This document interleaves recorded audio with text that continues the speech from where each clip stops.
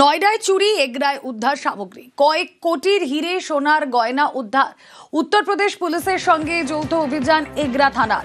এগরার সররং থেকে গ্রেফতার দুই মহিলা। কথা বলবো পঙ্কজ দাশরথী রয়েছেন সঙ্গে। পঙ্কজ, দেখো রুবেলা, একেবারে এগরা থানার সররঙের দুজন মহিলা, যেখানে নয়ডাতে দুজনই মহিলা নয়ডার এক প্রশাসনের আধিকারিকের বাড়িতে পরিচারিকার কাজ করত। গত এক বছর ধরে তার দুই মহিলা কিন্তু সেইখানে যে পরিচারিকার কাজ করতো তার বাড়ি থেকে প্রায় কয়েক কোটি টাকার হিরে এবং সোনার গয়না নিয়ে পালিয়ে আসে। সেই ক্ষেত্রে সেখানে সেই নয়ডা পুলিশের, যেখানে উত্তরপ্রদেশের পুলিশের কাছে অভিযোগ দায়ের করেন সেই নয়ডার যার বাড়ি থেকে চুরি হয়ে যায়।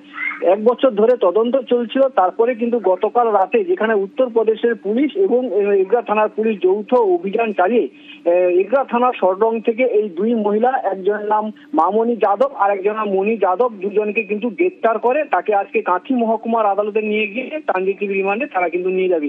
তবে এগরা থানার পুলিশ এবং উত্তরপ্রদেশের পুলিশ যৌথ উদ্যোগে একটি বড় সাফল্য, যেখানে পরিচারিকার কাজ করে কোটি কোটি টাকার সোনার গয়না হাতিয়ে নিয়েছ এই দুই মহিলা।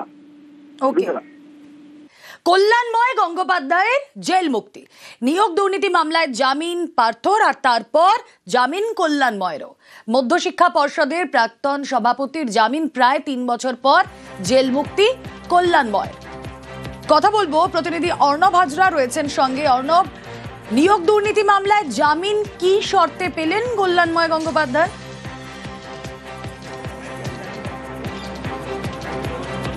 দেখো, এই শর্ত কার্যত সুপ্রিম কোর্ট ইতিমধ্যেই নির্দিষ্ট করে দিয়েছে। তদন্তে সহযোগিতা করতে হবে, যেগুলো অত্যন্ত গুরুত্বপূর্ণ সাক্ষ্য, সেই সাক্ষ্য দান সেগুলো কমপ্লিট করতে হবে।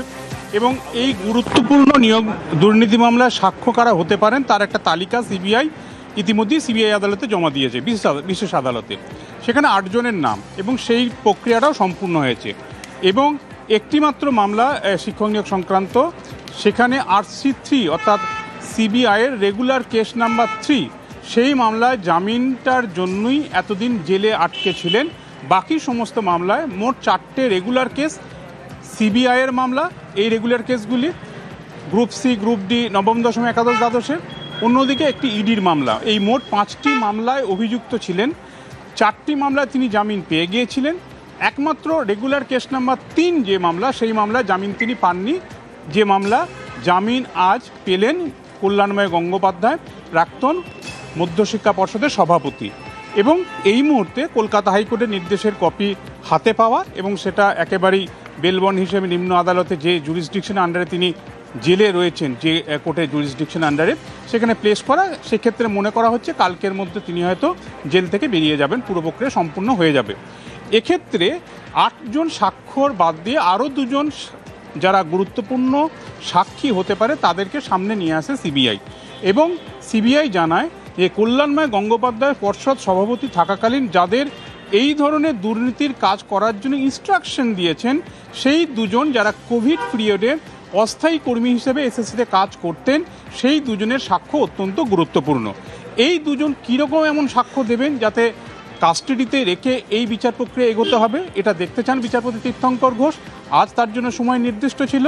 আজকে যখন এই তথ্যগুলো দেখানো হয় সিবিআই তরফে, বিচারপতি স্পষ্টভাবে জানান যে 8 জনে গুরুত্বপূর্ণ স্বাক্ষর কথা বলা হয়েছে, যেটা সুপ্রিম কোর্টের নির্দেশ অনুযায়ী ইতিমধ্যেই সিবিআই আদালতে জমা দিয়েছে সিবিআই বা এজেন্সি।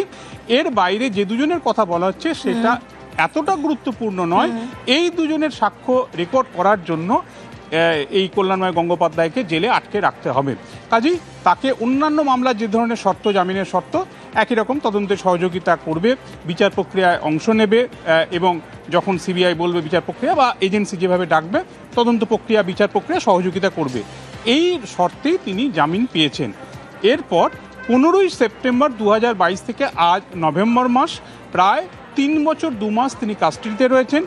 এই মামলা সর্বোচ্চ শাস্তি 7 বছর, যদিও পিএমএলএ একটা সেটা 6 বছর, অর্থাৎ প্রায় অর্ধেক সাজা তিনি ইতিমধ্যেই বিচার প্রক্রিয়া সম্পূর্ণ হওয়ার আগেই জেলে কাটিয়েছেন, সংশোধনাগারে কাটিয়ে ফেলেছেন।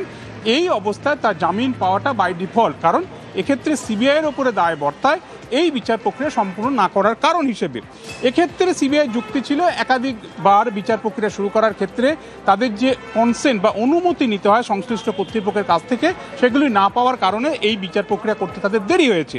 যদিও শেষমেশ সুপ্রিম কোর্টের পর্যবেক্ষণ অগস্ট মাসে চলতি বছরের, এবং যে পর্যবেক্ষণকে সামনে রেখে পার্থ চট্টোপাধ্যায় কিছুদিন আগে জেল থেকে মুক্তি পেয়েছেন, সেই সমস্ত বিষয়গুলিকে কনসিডার করে বিচারপতি কল্যাণময় গঙ্গোপাধ্যায়ের জামিন মঞ্জুর করলেন। একই সঙ্গে দুটো বিষয়, 3 বছর জেলে থাকাই নয়, কল্যাণময় গঙ্গোপাধ্যায় তার অপরাধের পূর্ব অভিজ্ঞতা নেই, আরও একটি বিষয় তিনি সিনিয়র সিটিজেন গ্রেপ্তারের সময় এবং আজও তিনি, কাজেই সব দিক বিবেচনা করে তাকে জামিন দেওয়া হলো। সিনিয়র সিটিজেন, অপরাধের পূর্ব অভিজ্ঞতা নেই, এই সমস্তগুলোকে সামনে রেখেই জেল মুক্ত কল্যাণময় গঙ্গোপাধ্যায়, তার জামিন মঞ্জুর।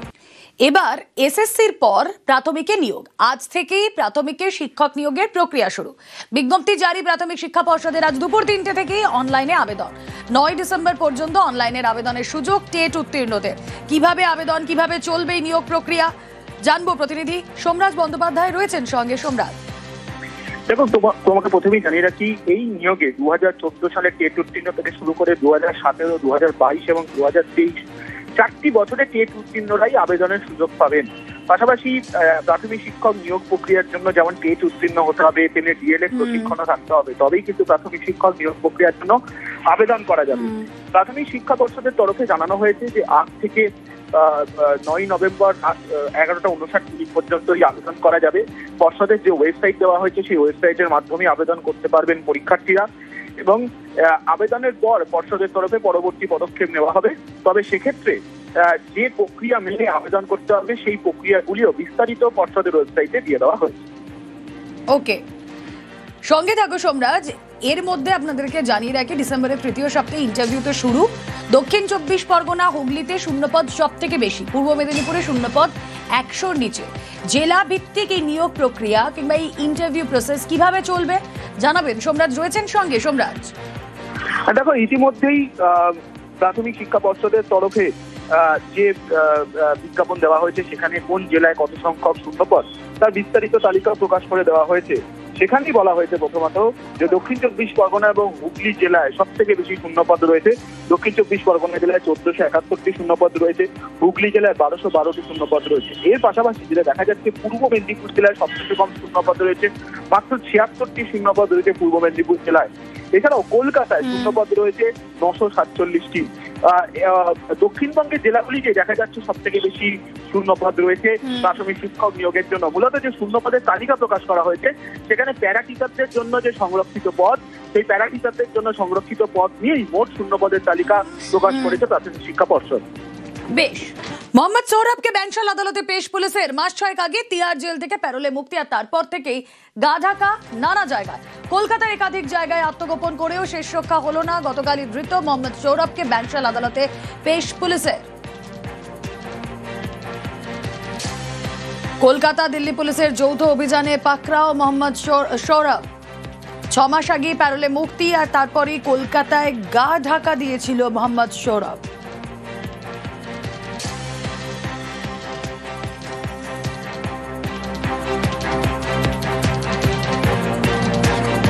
কলকাতা একাধিক জায়গায় আত্মগোপন করেছিল সে। রিপন স্ট্রিট থেকে গ্রেফতার তিহার খাটা দাগি খুনি মোহাম্মদ সৌরভ।